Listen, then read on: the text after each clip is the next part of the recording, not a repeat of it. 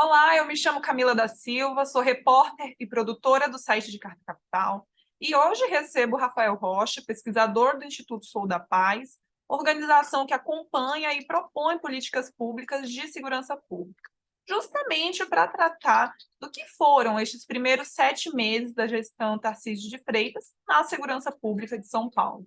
Rafael, muito obrigada por aceitar o nosso convite, pela disponibilidade. Eu que agradeço, Camila. Um prazer. Gostaria de começar tratando de um assunto que já gerou um burburinho ainda na época das eleições, que foram as mudanças na Secretaria de Segurança Pública de São Paulo. A primeira, que envolve a troca de comando, a escolha para o deputado do PL, Capitão Derrite, para chefiar a secretaria, e a escolha do delegado Oswaldo Nico Gonçalves para o cargo de secretário executivo da Segurança Pública. Rafael, por que essa nomeação preocupou tanto à época e se as questões levantadas ali, elas se mantêm agora com eles no posto? Bom, Camila, acho que antes de tudo é importante ressaltar que nos últimos anos tem se tornado cada vez mais frequente que policiais, civis ou militares, ou mesmo integrantes do Exército, né, como era o caso do antigo secretário da Segurança Pública de São Paulo, ocupassem as secretarias no Brasil, né? A gente tem passado por esse processo de uma militarização, principalmente quando a gente fala da Polícia Militar e do Exército, né, das secretarias, o que por si só já é um fenômeno que acende um alerta, né? Assim, acho que o fato de ter um policial militar, de ter um integrante do Exército na frente da secretaria, já traz para nós enfim, um chamado para atenção, né, de que políticas estão sendo implementadas ali por aquela pasta. No caso específico dessa gestão de São Paulo, né, do governo Tarcísio, vários alertas, normalmente eu repetir essa palavra, foram acionados quando foi feita a nomeação do atual secretário, né, então o capitão Derrite. Por quê? Primeiro, por ser um policial militar à frente de uma pasta que a gente sabe que tem isso é histórico, né? E não só em São Paulo, mas em vários estados onde tem uma certa disputa ali, ou alguns atritos entre polícia civil e polícia militar. Então, colocar um policial militar à frente da pasta já ia dizer, de certa medida, né, de um favorecimento à polícia militar, podia ter sido entendido sim, esse era o primeiro medo. E acho que é algo ainda mais grave, né, um segundo ponto, que é o fato de ser um policial jovem, que ainda não tinha alcançado o topo da carreira, então isso poderia gerar algum tipo de melindre com coronéis e outros policiais mais experientes na Polícia Militar de São Paulo, que em alguma medida seriam subordinados ao capitão. Mas acho que o ponto de maior alerta para a sociedade civil foi especialmente o histórico de falas, né, do atual secretário de Derrite. Enquanto ele era um policial militar da ativa, enfim, ele construiu sua vida pública mostrando literalmente mostrando, né, assim, fazendo transmissão de um policiamento ostensivo, com falas muitas vezes violentas, em alguns momentos, inclusive fora dos vídeos, ressaltou, inclusive, um viés positivo da letalidade policial, né, incentivando, por exemplo, um áudio que depois foi ser vazado, né, que um bom policial teria que ter pelo menos 3 mortes em seu nome. Então, a gente fala não só como Sou da Paz, mas a sociedade civil como um todo, preocupado no efeito, né, de nomear um policial que tinha esse histórico de falas, essa figura pública para ser o secretário, como isso ia repercutir na tropa, sobretudo da Polícia Militar. E o que a gente tem visto, infelizmente, é que por mais que as falas do agora secretário tenham mudado em relação né, tanto no momento em que ele era um policial militar, quanto ele era, enfim, estava no início da sua vida política, da sua né, carreira política, o que nós temos visto é que as falas mudaram, mas querendo ou não, tem um impacto, né? Assim, elas ainda ressoam na tropa, aparentemente. E um dos resultados que a gente tem visto, primeiro, foi toda a questão envolvendo as câmeras corporais, né, durante as eleições, que o Tarcísio também, né, o atual governador, também embarcou num movimento de primeiro se contrapor e depois voltar atrás, mas um movimento bastante dúbio sobre as câmeras, sobre o controle da letalidade policial. E o Derrite embarca nesse mesmo movimento, né, de tirar, depois voltar, demandar pesquisa, tirar não, né, de se opor e depois demandar pesquisas, não retirar, não se opor abertamente agora, mas paralisar o programa Olho Vivo, que implementa as câmeras.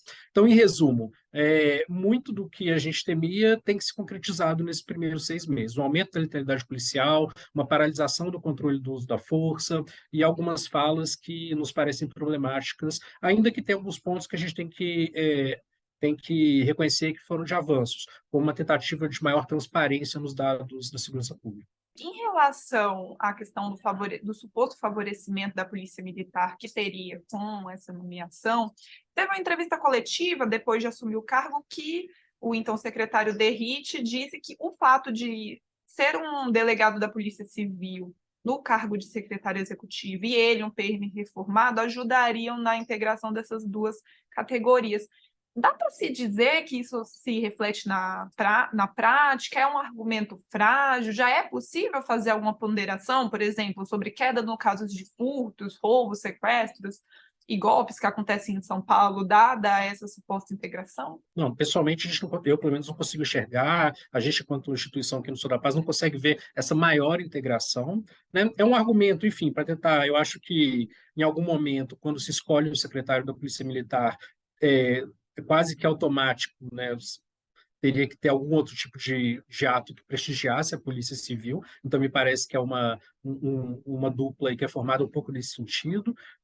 Mas a gente não teve isso na prática, nenhum tipo de integração maior do que existia antes, assim. Segue no mesmo nível, que é o nível de integração operacional, enfim, mas pelo menos enquanto, né, na análise de dados, o que a gente tem visto nas ações, enfim, não parece que tem nenhum tipo de integração muito mais ampliada do que existia, por exemplo, em 2022. Pelo menos, é claro, né, também tem o que acontece ali nos bastidores, enfim, no espaço das articulações, mas em termos de política pública de segurança, a gente não viu nenhum efeito disso ainda. Sobre a questão da transparência dos dados, eu não sei se nessa sua fala você diz respeito à alteração da contabilização dos crimes ali, que é que foi em junho. Gostaria de perguntar se é algo comum em trocas de gestões, se a gente já teve essa mudança antes. E outros dois pontos, se tem diferença, quais que são as diferenças dos critérios de análise antes e depois dessa mudança? E a curto e a longo prazo, como que isso impacta no resultado final desses dados? Perfeito. Bom, acho que são esforços, são temáticas parecidas, mas não são a mesma, né?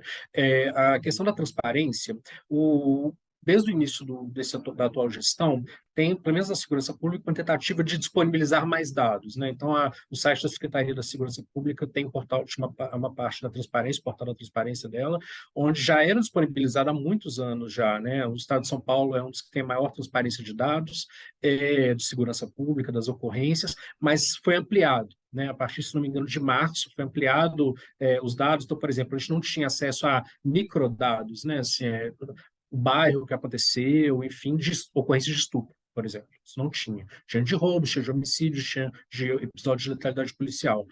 Estupro a gente não tinha o horário que ocorreu, o bairro que ocorreu, a data que o crime ocorreu, a data que o crime foi denunciado, que é super importante para o caso de estupro, porque muitas vezes passam-se anos até que essa denúncia ocorra.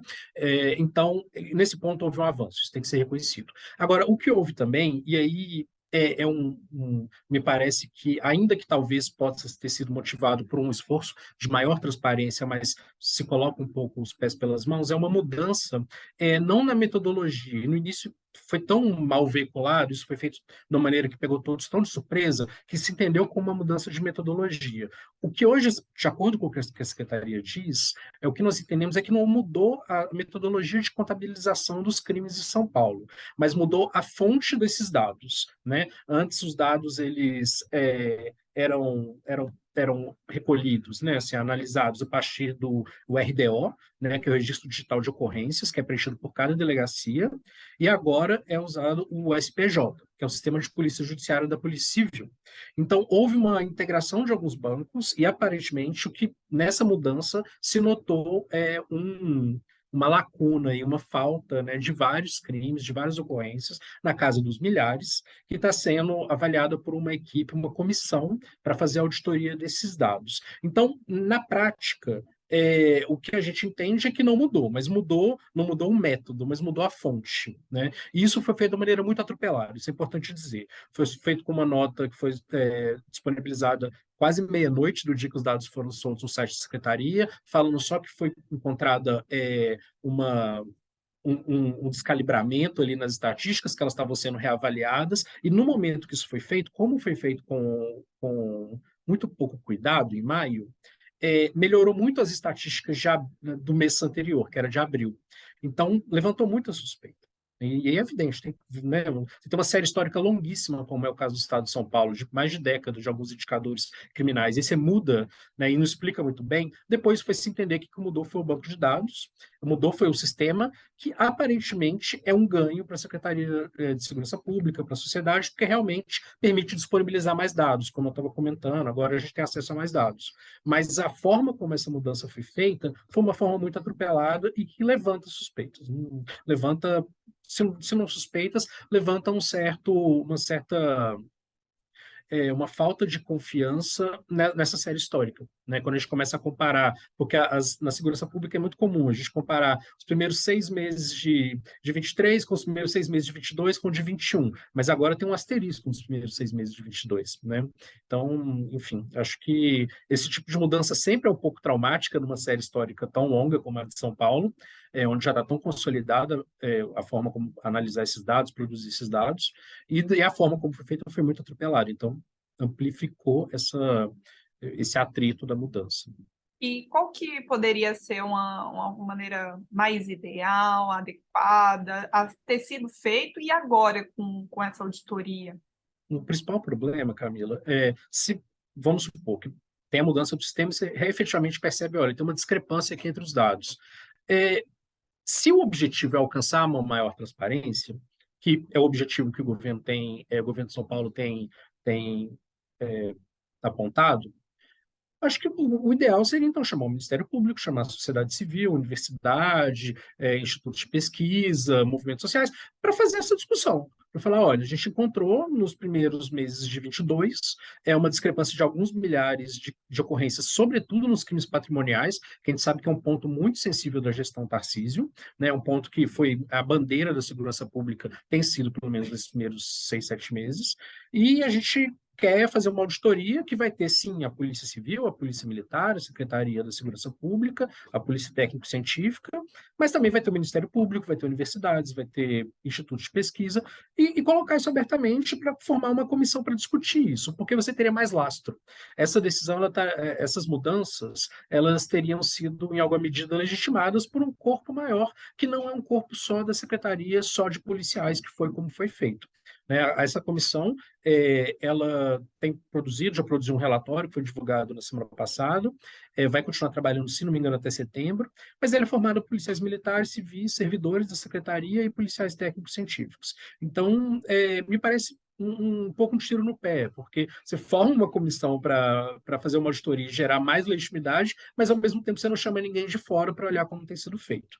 A secretaria tem dito que vai disponibilizar esses dados e já começou a disponibilizar os bancos de dados, mas depois da auditoria.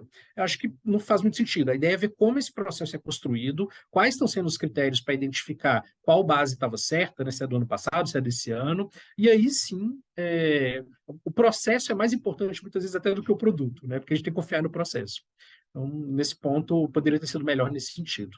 Quero entrar aqui num ponto que você comentou na sua resposta anterior, que é a da letalidade policial. Gostaria de trazer também aqui para quem nos assiste que teve a nota técnica do Sou da Paz sobre medidas do Estado de mecanismos de uso da força, que mostrou 2021 como um dos anos com menor taxa de letalidade. E aí eu gostaria de trazer aqui para a nossa conversa o que mudou daquele ano para cá. Mesmo com esse aumento do mês, a tendência continua em queda? A que se deve esse aumento? Até levando em consideração a pauta das políticas de prevenção já adotadas quanto ao uso das câmeras nas fardas policiais, por exemplo. Bom, houve um aumento, isso é um fato, né? A gente tem acompanhado com os dados da Secretaria, né, que foram disponibilizados até maio, né, a gente teve um aumento de quase 10% esse ano, já um acumulado, com uma concentração dessas mortes nas mortes em serviço. O que chama muito a atenção, porque o que a gente vinha acompanhando até aqui era uma queda devido às câmeras, né, que são as câmeras corporais que alguns batalhões, né, uma boa parte dos batalhões da Polícia Militar de São Paulo utilizam no programa Olho Vivo, né, que é uma política, um programa não é só a câmera, né? Tem toda uma série de medidas para acompanhar esses vídeos, para acompanhar as denúncias, uma câmara técnica, enfim, tem toda uma política amarrada por trás daquele aparelho, né? Daqueles aparelhos. E o que a gente tem acompanhado é que, na verdade, esse aumento, antes já tem uma redução em serviço, e o aumento da letalidade fora de serviço. E a letalidade fora de serviço ela é preocupante também, mas ela diz de outros fenômenos. Ela pode dizer do bico do policial, pode dizer, né, de um aumento de roubo, tentativa de reação, pode dizer em casos extremos, né, de grupos de extermínio, enquanto que a letalidade de serviço é aquela quando o policial está sendo gravado, está sendo acompanhado, né, é a morte cometida ali pelo agente do Estado quando ele está trabalhando. Né? E o que a gente percebeu esse ano é um aumento das mortes em serviço, o que já nos chama a atenção, porque é mais um indício que nós temos do que eu vou chegar na outra pergunta que você fez ao contrário, assim, do que funcionou em 2021 e 2022 que agora não está funcionando mais, que é a política as políticas de controle do uso da força pela polícia militar, né? Não basta, acho que muitas vezes o debate ficou, e até o debate eleitoral, ficou assim, ficando, vai tirar a câmera, vai deixar a câmera. E a gente, sou da paz, enfim, né, a sociedade civil, como uma boa parte da sociedade civil, movimentos sociais, vai deixar a câmera e se posicionando nesse sentido. Só que entre esses dois pontos, você tem uma infinitude de formas de que você pode fortalecer ou enfraquecer esse programa. Então, o que nós temos hoje? Nós temos, aparentemente, né, tem o que a gente pressupõe e o que tem acontecido. Tem acontecido um aumento da letalidade policial em serviço, o que é muito grave, repito, porque é a hora que ele está sendo monitorado ali pelas câmeras do policial. E o que aconteceu é que desde novembro do ano passado, nenhuma câmera nova foi implementada no estado de São Paulo. Então, nós temos hoje exatamente o mesmo número de câmeras que a gente tinha em 2022. O governo Tarcísio fez uma compra grande de armamento, inclusive de armamento não letal, mas as câmeras estão paradas, sendo que havia uma previsão de mais compra, de ampliação desse projeto desse programa, até que ele alcançasse todos os policiais que estão nas ruas. Isso não aconteceu. Então, por um lado, a gente não tem compras de câmeras, não tem implementação de câmeras, tem um histórico de falas, né, do atual secretário que a gente já comentou, né, e não só as falas anteriores, mas tem alguns posicionamentos da secretaria que são preocupantes, como, por exemplo, uma fala recente, uma nota recente em relação ao aumento o próprio tema do aumento da letalidade, onde a secretaria diz que não é o aumento da letalidade policial, é o aumento dos bandidos, dos criminosos, algum termo assim, que estão tentando cometer roubos de maneira mais violenta e encontram a reação da polícia. Então, me parece uma fala enfim, diversionista, um pouco tosca até, para falar de um fenômeno que a gente sabe que é possível que o Estado controle, já controlou há pouco tempo atrás. Né? Então, nós temos essa redução e, ao mesmo tempo, a redução das câmeras. E o que nós temos imaginado é que esse programa, em alguma medida, está sendo, se não corroído, enfraquecido por dentro. Né? As câmeras continuam na farda, politicamente, acho que tem um custo muito alto de tirar as câmeras agora, mas as comissões podem estar sendo enfraquecidas, as punições podem estar sendo, né, demorar mais para chegar. Então, são hipóteses, tá? A gente não tem dados sobre isso. Mas me parece, pelo discurso da secretaria, pelo discurso anterior do secretário, pela lentidão ou paralisia em relação às câmeras dessa gestão, que não é uma prioridade. Que a prioridade são os crimes patrimoniais, a polícia na rua, que também é um tema importante, mas, enfim, não é uma das prioridades, como, por exemplo, os crimes patrimoniais do centro de São Paulo são uma prioridade. Né? E aí, só uma nota, na verdade, a gente teve um menor índice de letalidade policial, o menor número de mortes em 2022. Essa nota que a gente publicou é porque ela foi lançada em meados de 22, a gente não tinha o ano inteiro fechado, a série histórica, mas em 2022 a gente teve uma redução de, se não me engano, quase 20%, 25% em relação a 21. Então, 21 foram 588 mortes e 22 foi 425. Então, é uma medida que não são só as câmeras, né? São os tasers também, é o acompanhamento psicológico aos policiais, enfim, uma série de outras medidas, mas a câmera meio que amarra todas essas medidas na responsabilização desses atores quando eles cometem uma ação ali que é desproporcional. E eu sei que já estou me alongando, mas acho que é importante dizer que o que a gente encontrou até no estudo do Sodapaz que vai sair, algumas pesquisas já mostraram isso, mas a gente vai divulgar isso agora no início do mês que vem, como caiu a vitimização policial. Os policiais morreram muito menos em serviço após a adoção das câmeras nos batalhões que têm câmeras. Por quê? Porque os policiais, quando eles sabem que eles estão sendo supervisionados, que aquela ocorrência vai ser supervisionada, vai ser assistida por um superior, eles seguem os protocolos operacionais padrão, chamados POP. Então, ele não se coloca em mais risco do que ele do que em alguma medida a corporação ali entende que é o aceitável. Então, você tem uma redução drástica da vitimização policial. Na capital, essa redução foi mais de 40%, quando a gente compara 2021 e 2022, em comparação com 2 anos antes das câmeras. O benefício é para os agentes e para a sociedade Sim, quando o programa é implementado da forma correta, né, de uma maneira exatamente. eficiente. E, Rafael, você colocou ali um ponto em relação ao que é ou não prioridade. O que a gente pode elencar aí como... O que foi prioridade nesses primeiros 7 meses? Houve, por exemplo, alguma melhoria para as carreiras policiais, que eram também um dos motes ali na época de eleição do voto paulista para o Tarcísio? O que nós...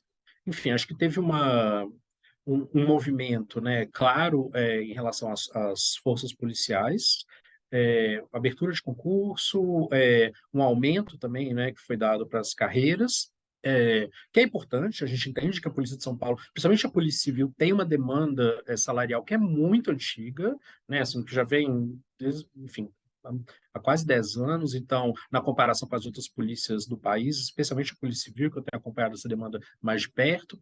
E é importante, acho que é importante que essas carreiras sejam bem valorizadas, para ter profissionais ali que estão, enfim, motivados a fazer um bom trabalho, né, para além de uma eventual vocação, alguma coisa nesse sentido. Agora, então, além dessa aposta, né, assim, numa certa valorização, enfim, do servidor, o que a gente tem visto que, quanto política de segurança pública, né, mais geral, voltada para...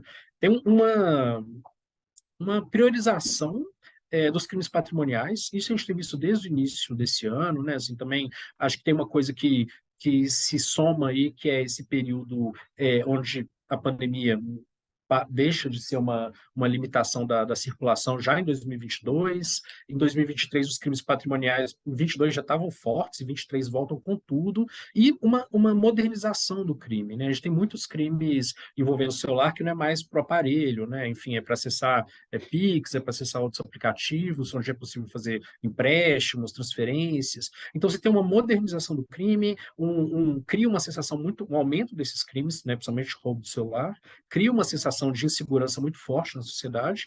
E o que a gente entende é que a Secretaria escolheu, né, e isso acho que é meio evidente. É só entrar no site da Secretaria da Segurança Pública, quase toda semana tem falando de alguma cidade que caiu tantos por cento roubo, né, com a Americana caiu 20%, e quando não está falando da capital, do centro, né, quase que informes semanais sobre o centro da cidade de São Paulo. E acho que é importante, é um tipo de crime que realmente gera muita sensação de insegurança, ainda mais quando a gente parte do pressuposto que no celular, que quase todos nós praticamente carregamos, tem sua vida ali toda, principalmente sua vida financeira, mas também, né, enfim, seus contatos, familiares, enfim, é algo que gera uma sensação de uma exposição, saber que aquilo foi roubado e está na mão de alguém se passando por você.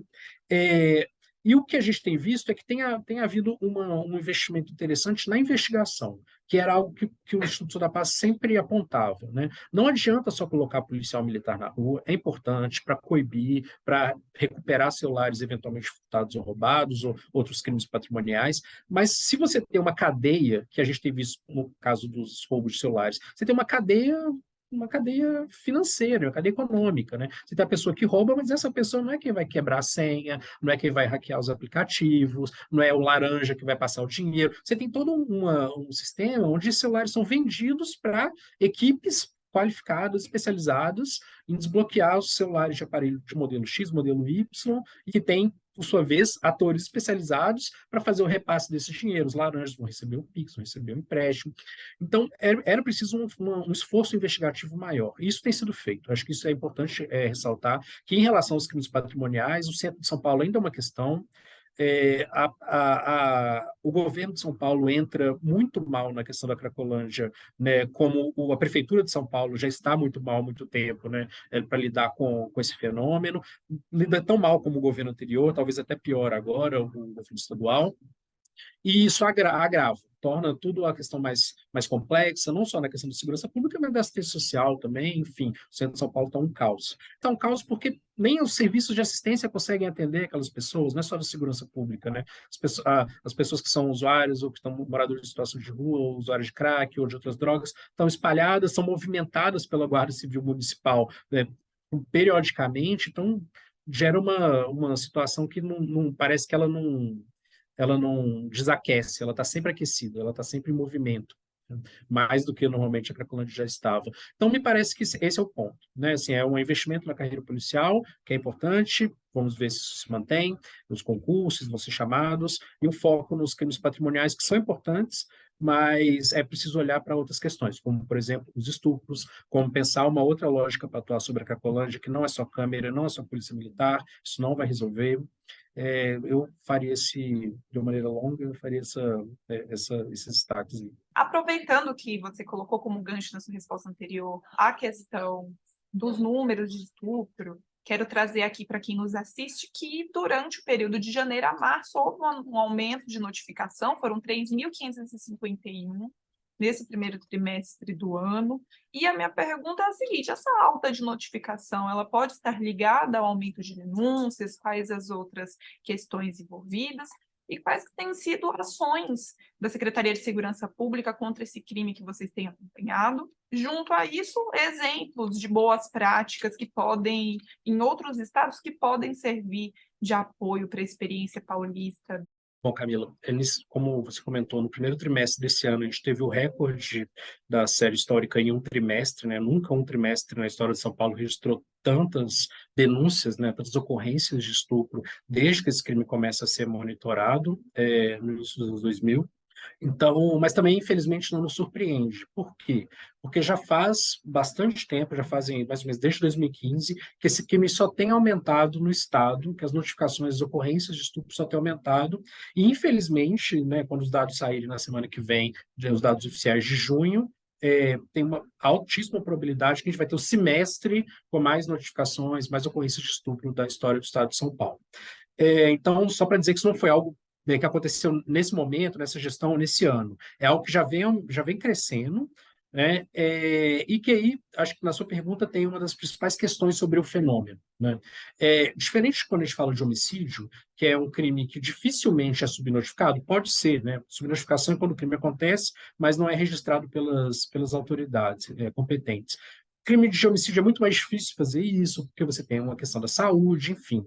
Já os crimes patrimoniais, como os roubos, e principalmente os crimes sexuais, eles têm uma taxa de subnotificação muito alta. A gente tem alguns estudos que vão, né, do Fórum Brasileiro, que vai fazer junto com a IPEA, uma pesquisa alguns anos atrás que vai dizer que cerca de só 10% dos crimes de estupro são notificados no Brasil, uma pesquisa do Ministério Público de São Paulo falando que cerca de 30% só são notificados no Estado. Então, a gente tem aí, sendo o mais otimista possível, que esse número recorde, né, de mais de 3 mil casos de estupro no trimestre pode ser, na verdade, só 30% do que efetivamente ocorre. E essa tem sido a justificativa da Secretaria, né? Eu falo agora amarrando não só na dinâmica do crime, mas do que tem sido feito em política pública.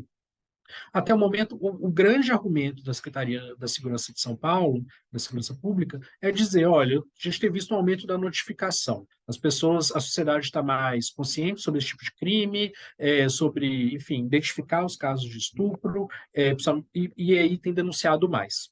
O que não exclui, não são hipóteses excludentes. Pode estar acontecendo isso, e é bem provável que esteja mesmo, porque você tem uma discussão maior na sociedade, nas redes sociais, sobre a violência de gênero, sobre a violência sexual, e isso pode, e eu acredito que esteja acontecendo, mas você também pode ter um aumento dos casos de estupro, do crime de estupro, né? E aí um fato que é muito alarmante sobre os estupros no estado de São Paulo é que cerca de 75%, né, isso varia um pouco, tem ano que é 72%, tem ano que é 78%, mas em média, 75% das vítimas são vulneráveis. Ou seja, são crianças e adolescentes até 14 anos, ou pessoas que, por alguma condição, algum tipo de deficiência, não conseguem nem discernir que estão sendo vítimas, pessoas acamadas de uma violência sexual. Então, isso é muito grave, quando a gente para pensar que 3 a cada 4 estupros são contra pessoas desse tipo de crianças ou pessoas nessas condições.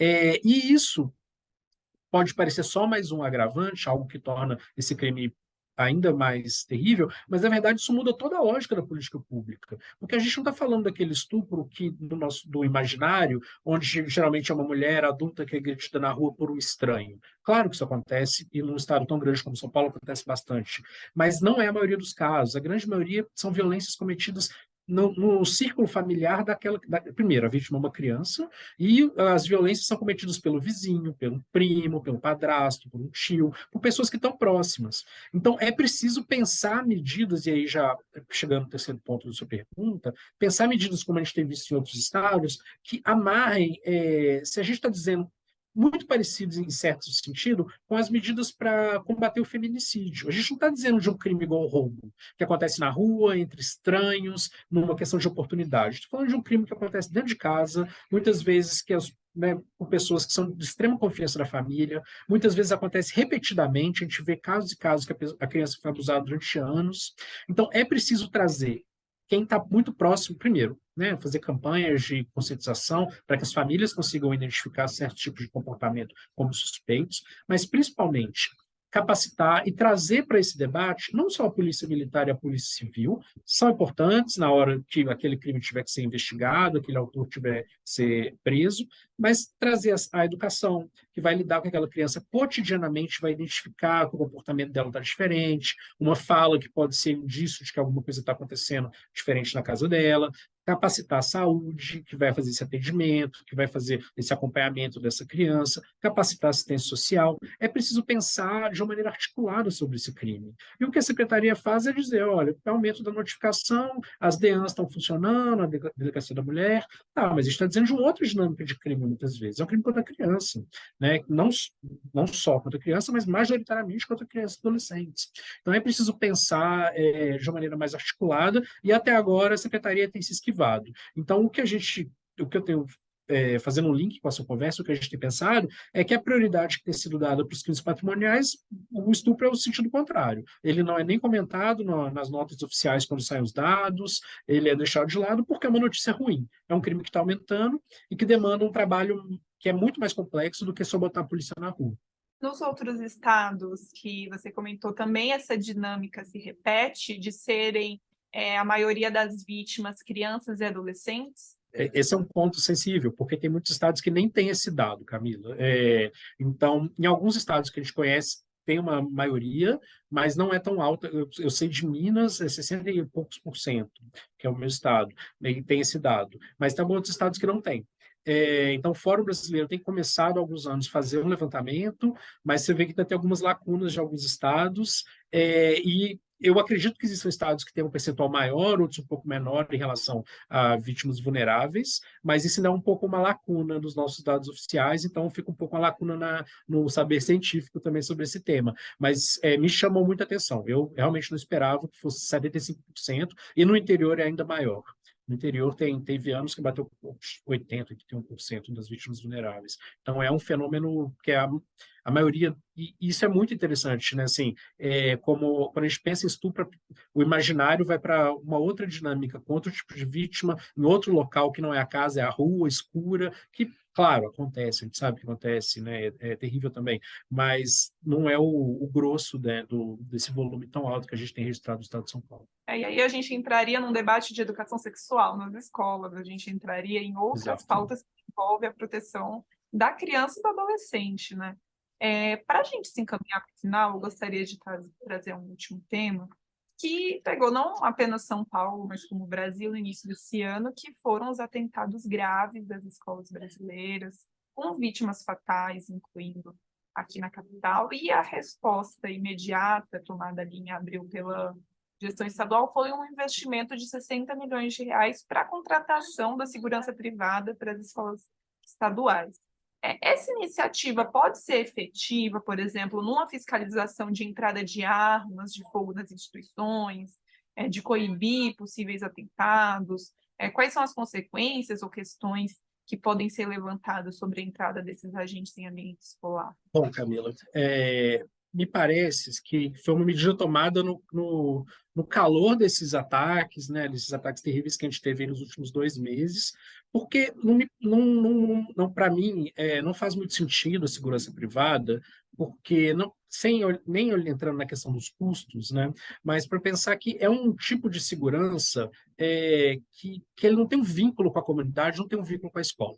Então, eu acho que é um fenômeno extremamente complexo, né? A gente tem, enfim, vários países têm discutido essa questão, né? Vários estados brasileiros têm discutido, principalmente esse ano, com esses ataques que a gente teve que se agravaram agora no início de 2023, mas envolve uma série de questões. Uma delas é a maior disponibilidade, a mais fácil disponibilidade, o maior acesso a armas de fogo que a gente teve no Brasil depois de 4 anos do governo Bolsonaro, né? Teve um aumento das armas de fogo em circulação, que é um aumento para jovens alunos ou ex-alunos terem acesso a essas armas. Isso é um fato, e a gente tem, inclusive, um estudo nosso que foi lançado recentemente que mostra que os ataques no Brasil, quando eles foram cometidos com armas de fogo, eles tiveram cerca de duas vezes e meia mais vítimas do que aqueles cometidos com armas brancas. Então, não é que, né, assim, muitas vezes as pessoas que defendem a questão da arma falam, mas aconteceu um ataque com faca. Tá, mas um ataque com faca deixa muito menos vítimas do que um ataque com uma pistola, né? Então, acho que isso é importante ter isso em mente.